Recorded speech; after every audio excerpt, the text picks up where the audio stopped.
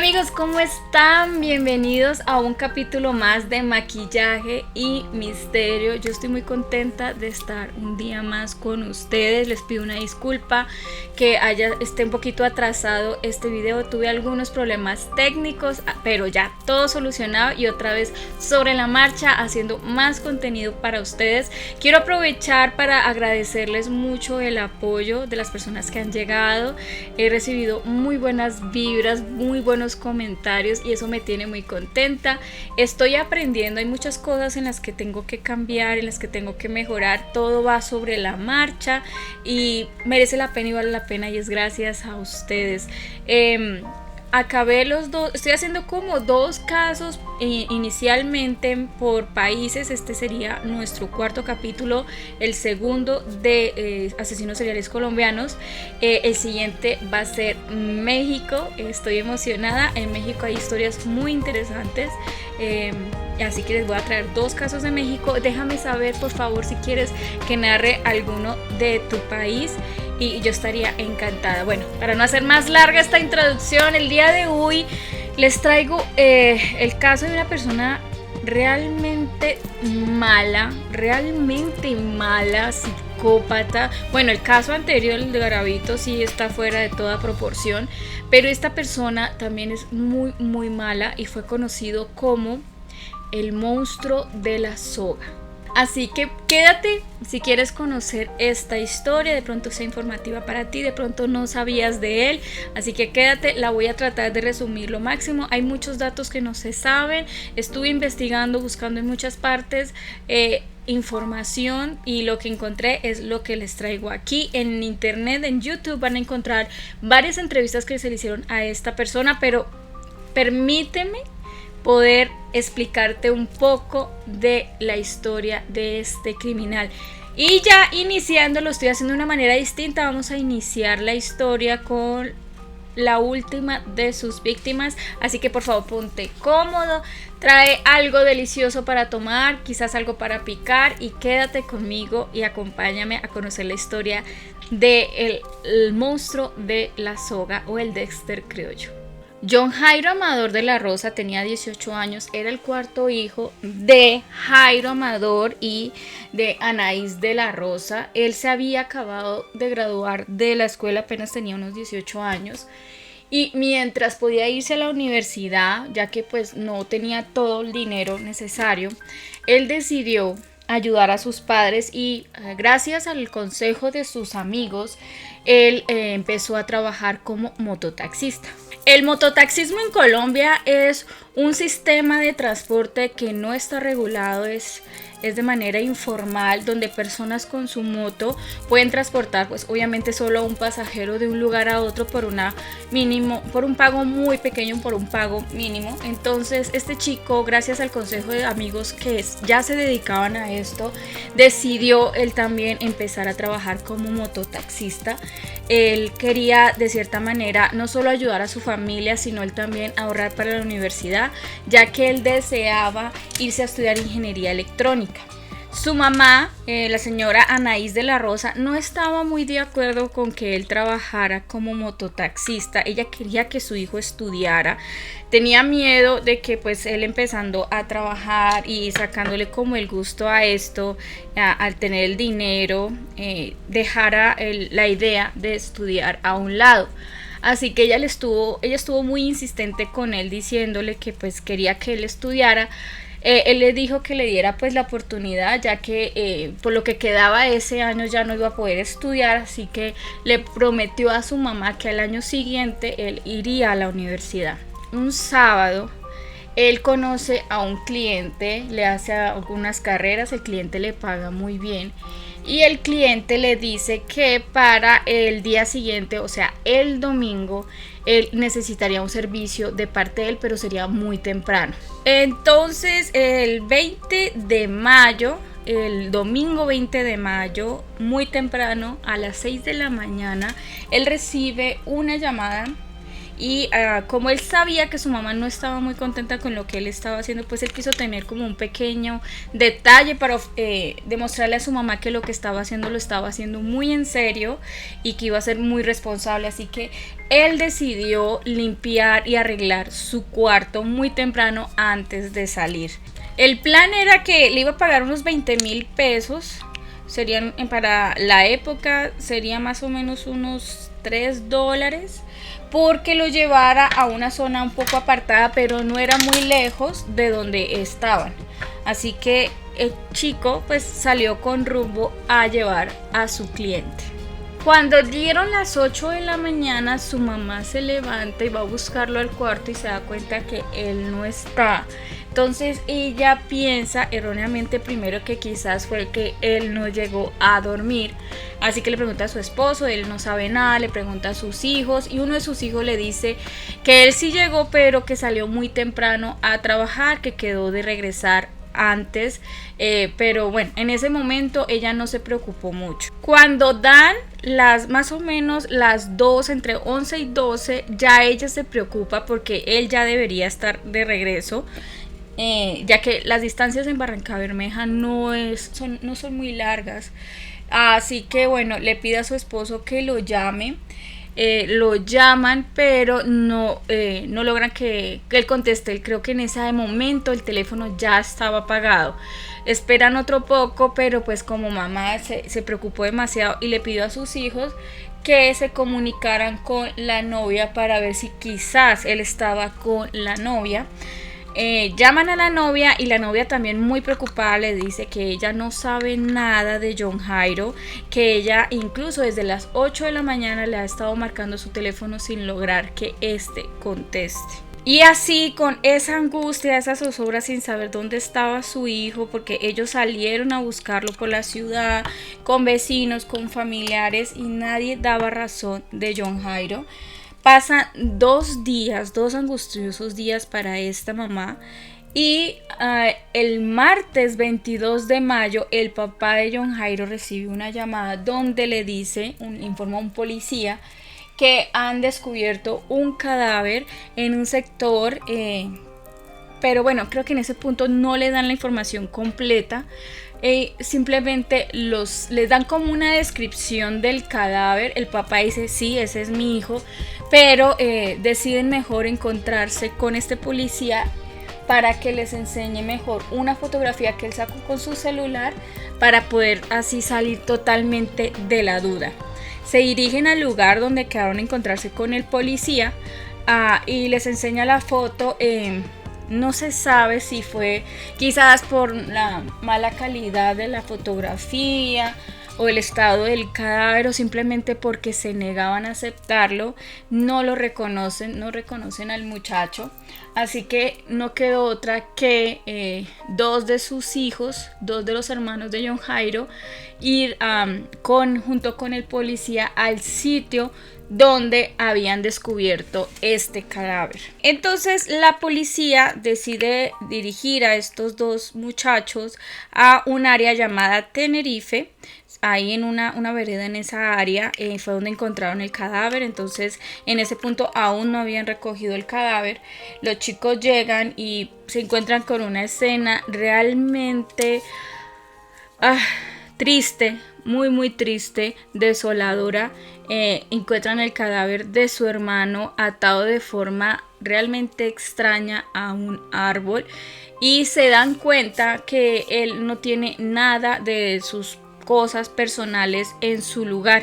O sea, él no tenía ni su identificación, su billetera, su celular y los documentos de la moto en la que estaba trabajando, cascos o algo por el estilo. No tenía absolutamente nada, solo su ropa. Mientras la policía le hacía algunas preguntas a los hermanos de pues a qué horas había salido su hermano de casa, por qué estaba haciendo, ellos le hablaron de este cliente que lo había contratado para ese servicio especial el domingo anterior, y pues tienen que ellos también, por otro lado, correr con la difícil tarea de decirle a sus padres el cuerpo hallado si era el de el joven John Jairo. Gracias a los datos que dieron los hermanos de la moto que no estaba, la moto que era propiedad de John Jairo, los policías empiezan a trabajar con esta información y deciden empezar a rastrear la moto.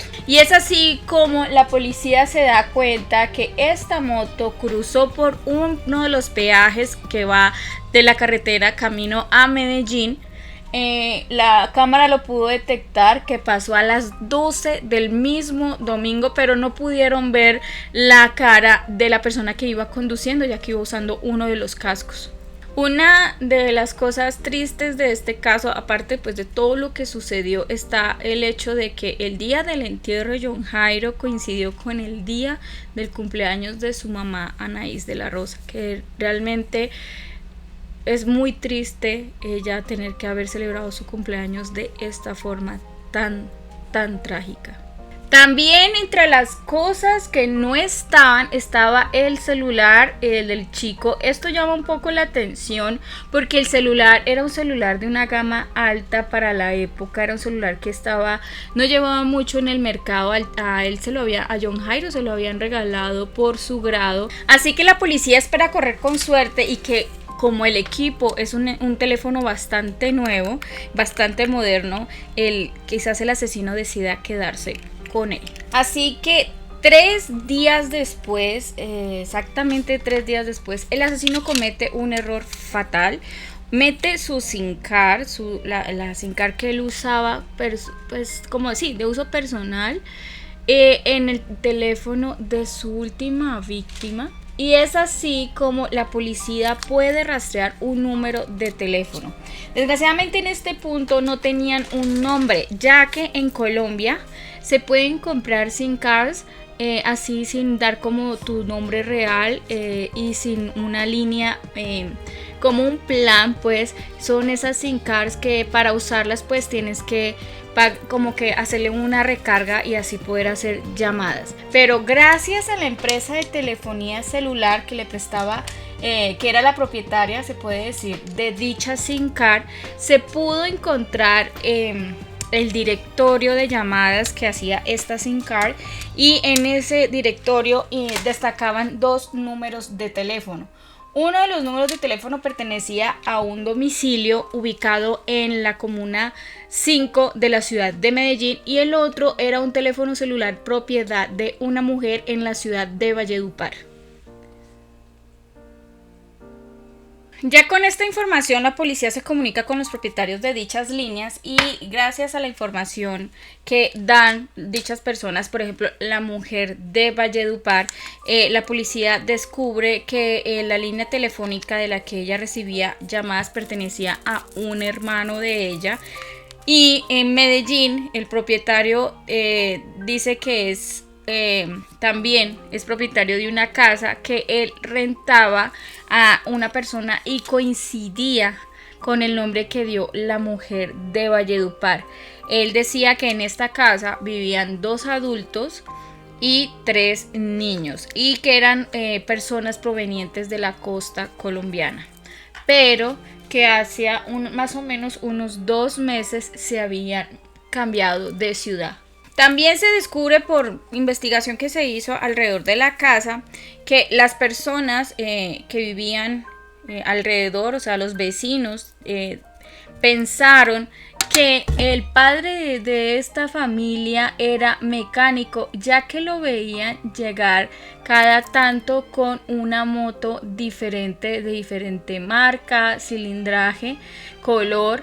Entonces pensaron que pues él se dedicaba a eso, a comprar motos para restaurarlas o para venderlas por partes. Se determina que el nombre del sospechoso es Luis Gregorio Ramírez Maestre, un hombre de contextura delgada, moreno, no muy alto y de unos 32 años. Luis Gregorio Ramírez Maestre nace el 30 de septiembre de 1980 en la mina Cesar, en una familia humilde campesina. No se tiene mucha información de la niñez de Gregorio, pero se sabe que desde muy pequeño sus padres lo enseñaron a tejer pulseras, mochilas y sombreros para así vender y ayudar con la economía de la casa. Según lo que cuenta una de sus hermanas, él a los 15 años se escapa de la casa porque no quería seguir estudiando, no quería que sus padres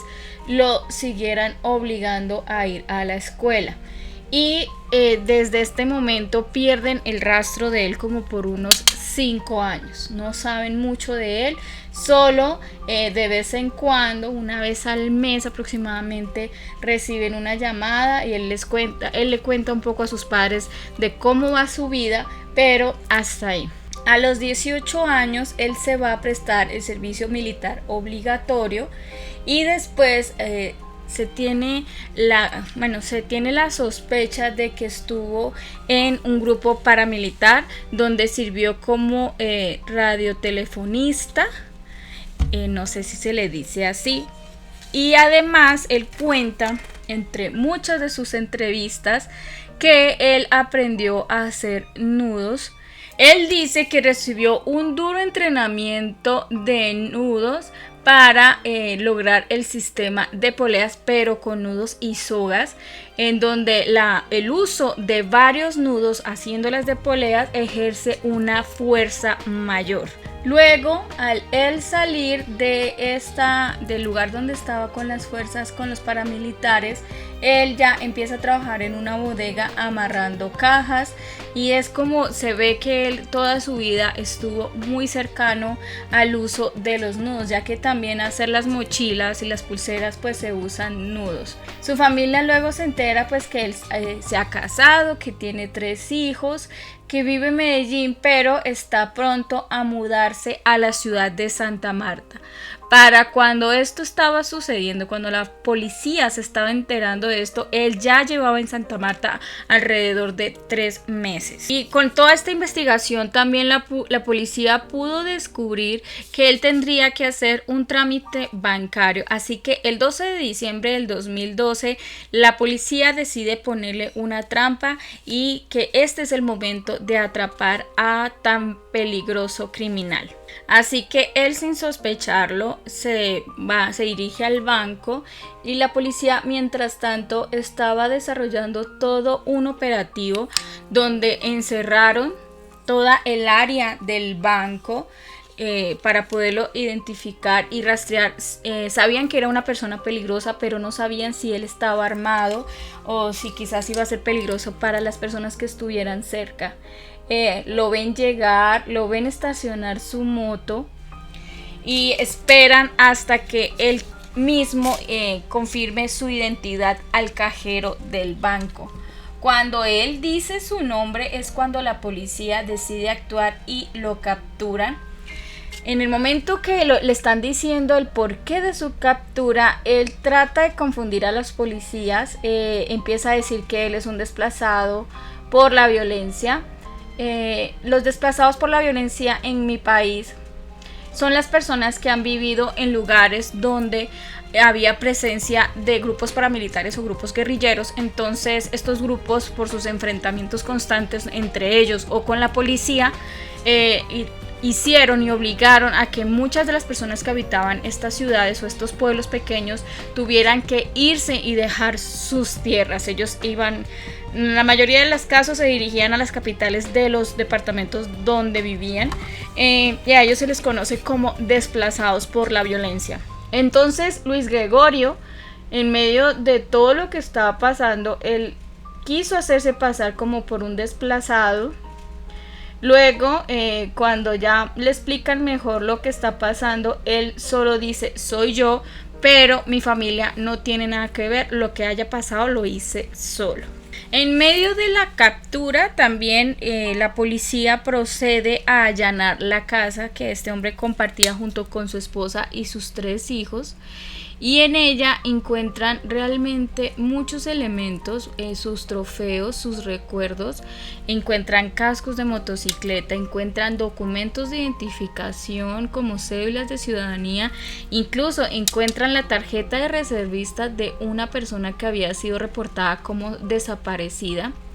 Encuentra ropa trozos de ropa, recortes de periódico y en este caso todas esas cosas que se encontraron pasaron a ser elemento material probatorio en la investigación de otros casos. Gracias a toda esta investigación se pudo determinar que habían casos en otras partes del país que tenían las mismas características de cómo había sido encontrado el cuerpo de John Hyde. Junto con esto se pudo determinar que él ya presentaba antecedentes penales, ya que anteriormente en 2 ocasiones él había sido capturado por tener en su posesión motos que habían sido robadas de víctimas de asesinato. Pero aquí lo que es inexplicable es el por qué, aún sabiendo que estas motos pertenecían a personas que habían sido asesinadas, lo habían dejado libre. La primera moto que se le había confiscado pertenecía a Jesús David Montero Rebolledo, a quien habían asesinado en el municipio de Plato Magdalena, y la segunda pertenecía a Carlos Alberto Rodríguez Algarín, que también había sido encontrado asesinado, pero a él había sido en Río Seco, Cesar. Al descubrirse todo esto se respiraba un aire de total impunidad y es cuando se descubre que hay un rastro muy grande de víctimas en el norte y centro del país. Gracias a su carisma, él veía y vigilaba a las posibles víctimas. Siempre escogía hombres jóvenes entre los 19 y 30 años, que no fueran muy altos, que no pesaran más de 60 kilos para que él fuera más fácil poder someterlos. Él los contrataba en varias carreras para ganarse la confianza de estos hombres y luego les contrataba para la última carrera, que era en un lugar un poco apartado de la población, y él aprovechaba que iba en la parte de atrás de la motocicleta y cuando la persona paraba él lo ahorcaba, teniendo mucho cuidado de que no perdiera la vida en ese momento. Y luego las víctimas despertaban cuando estaban atados a un árbol. Podrían estar atados de cuclillas o podían estar atados teniendo una piedra semiflexionada y la otra no. La cuestión era que era una posición muy incómoda y que podía agotarlos fácilmente, pero si ellos trataban de moverse para cambiar de posición, para tratar de soltarse, los nudos se ajustaban y los podía asfixiar hasta la muerte. Él dice que el movimiento de las manos o de los pies podían activar el nudo del cuello y apretarse tanto que la persona podía morir en cuestión de segundos. Pero se pudo determinar por estudios a las necropsias que se le hicieron a los cuerpos de que esto no es del todo cierto. Las personas podían pasar hasta 2 días en una agónica lucha por tratar de soltarse o de respirar, y eran así como eran encontrados sus cuerpos. Yo estuve investigando, pero encontré muy poca información de las víctimas. La verdad, queremos por respeto conservar pues algunos de los detalles para no llegar a revictimizarlos, así que les voy a ir contando así como a grandes rasgos de las víctimas que se conocen, porque se tiene la sospecha de que hay más. El 29 de marzo del 2011, en el departamento del Cesar, Ricardo Alfonso Jacome Carpio se convirtió en su víctima número 13. Se tiene la creencia, la sospecha de que él dejó víctimas por todo el departamento del Magdalena, Córdoba, Cesar, Santander, y bueno, Santander está la ciudad de Barrancabermeja, donde el número de víctimas más o menos llegó a 22 personas. Lo que lo liga a él definitivamente con las víctimas es el uso de la soga, el tipo de soga que él usaba, además de los nudos que eran tan característicos, tan diferentes. Nunca se había visto un caso así. Incluso a él, por su manera de asesinar, se le comparó mucho con Dennis Regan, que fue conocido como BTK, un asesino serial estadounidense que también ataba a sus víctimas y le gustaba quedarse a verlas hasta morir, que se tiene la sospecha que esto hacía esta persona, Luis Gregorio, de que él las ataba y que muchas veces se quedaba a verlos luchar y sufrir hasta la muerte. Pero pues lastimosamente, como en otras ocasiones, la justicia falló, así que a él solo se le juzga inicialmente por el caso de John Jairo Amador, el caso del chico de Barrancabermeja. En el juicio él acepta cargos, aunque él trata de desviar mucho la atención. Él dice que él trabajaba para un grupo armado donde él solo llevaba a las víctimas, las dejaba ahí, y esto era con la promesa de que él se podía quedar con las motos o de un pago adicional. Desgraciadamente a él solo se le puede juzgar por un caso, que es el de John Jairo, el chico que murió en Barrancabermeja, y en el 2013 a él se le sentencia a un total de 34 años por esta muerte. En este punto no se le había podido comprobar la participación en los otros crímenes. A él se le ofrece pues reducirle la pena, entre otras garantías para él y su familia, con tal de que dé la información de esta posible organización criminal. Pero pues él dice que no puede hacerlo ya que él tiene familia y teme por la seguridad de ellos. Pero pues aquí una de las características o algo a destacar es que después de su aprehensión nunca en todo el país se volvió a presentar otro asesinato con la misma característica. Él se encuentra recibiendo tratamiento carcelario y psicológico en la misma cárcel donde se encuentra nuestro monstruo del caso anterior, en la cárcel de Tramacúa en el Cesar, donde se encuentra Garavito. Él recibe tratamiento especial, está en un pabellón de criminales especiales, alejado de los otros reos, ya que corre peligro de que ellos puedan asesinarlo. Recibe tratamiento psicológico y otros beneficios, puede usar el teléfono, aunque pocas veces, pocos minutos al día, y recibe solo 1 hora del sol al día. Más adelante a él se le suma una condena de 18 años por el asesinato de Marlon Enrique Ceballos, de 31 años. Él desapareció en el municipio de San Diego, también en el departamento del Cesar. Este hecho ocurrió en octubre del 2012. Entre otras de sus víctimas también se encuentra Darwin Edison Blanco Barros, quien tenía aproximadamente 24 años cuando él desaparece el 11 de marzo del 2011. Después de que él haber salido de su escuela, él decide llegar a su casa, cambiarse e irse a trabajar como mototaxista. Pasa la tarde, él no regresa, su familia se preocupa mucho, su mamá se preocupa mucho y deciden salir a buscarlo. Pero lastimosamente en junio del mismo año, cerca a Valledupar, encontraron su cuerpo junto a otros 2 cuerpos muertos en características similares, con las sogas y los nudos atados a un árbol o a un tronco en el suelo. Otra de sus víctimas que quiero destacar es Manuel Villarreal Chávez, porque él era hermano de una chica que fue novia de Luis Gregorio.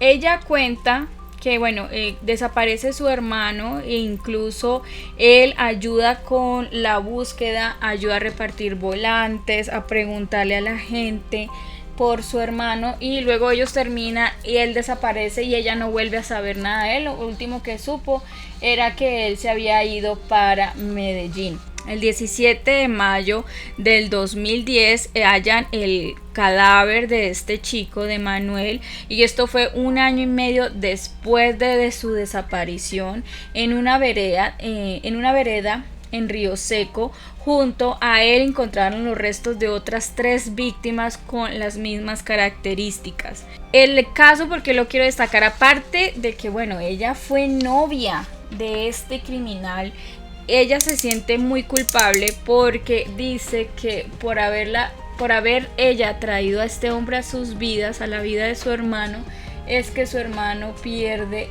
la vida, y de la forma tan cruel como sucedió.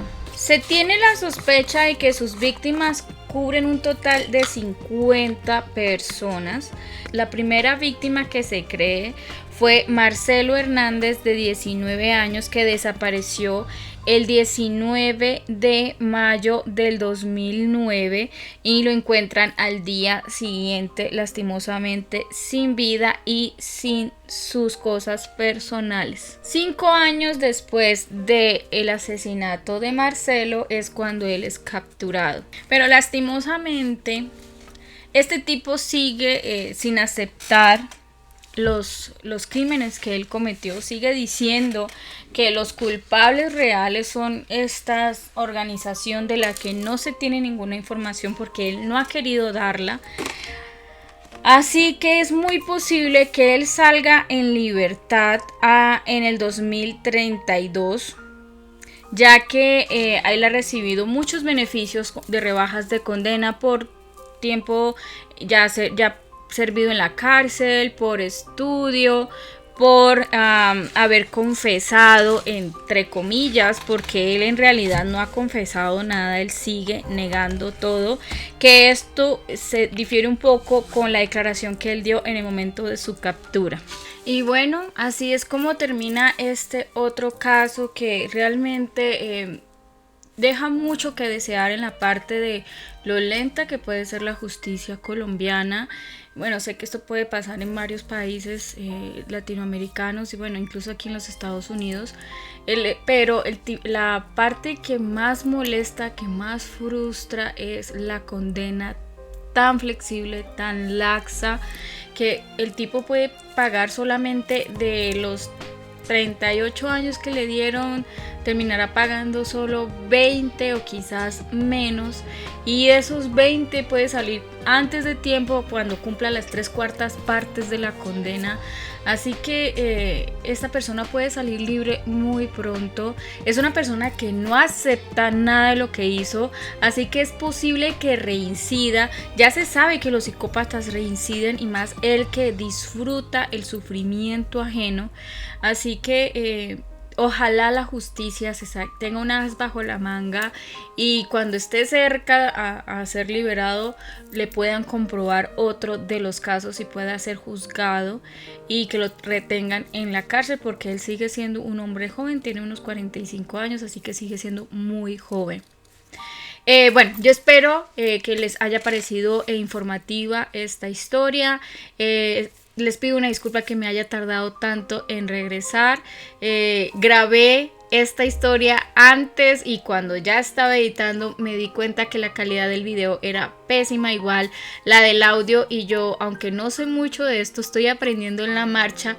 Quiero traerles a ustedes lo mejor que pueda, lo mejor que esté en mis capacidades, así que les pido una disculpa. Gracias por el apoyo, gracias a todos mis suscriptores 251 en el momento que lo revisé el día de hoy. Bienvenidos a todos aquellos que están llegando nuevos. Muchas gracias a todos los que me han ido compartiendo, que gracias a ustedes es que este canal va creciendo. Si tienen alguna duda, alguna sugerencia, déjamelo saber en la cajita de comentarios. Algún comentario del caso también déjamelo saber en la cajita de comentarios. Ya hice 2 de Estados Unidos y 2 de Colombia, que son los países con los que estoy relacionada. Sigue México y déjame saber si tienes algún caso de tu país que te gustaría que yo narre y investigue. Sería todo un placer para mí hacerlo. Ya es todo por hoy, nos vemos en los siguientes videos. Se vienen videos de prueba de productos, reseñas, más consejitos, que los tengo abandonados con los consejitos de maquillaje para principiantes, pero se vienen unos muy buenos. Y es todo por hoy. Regálame un dedito arriba, suscríbete al canal, compárteme, que solo así es que este canal puede seguir creciendo. Y yo les mando besos, bendiciones, Dios me los cuide y nos vemos en un siguiente video. Los quiero, bye.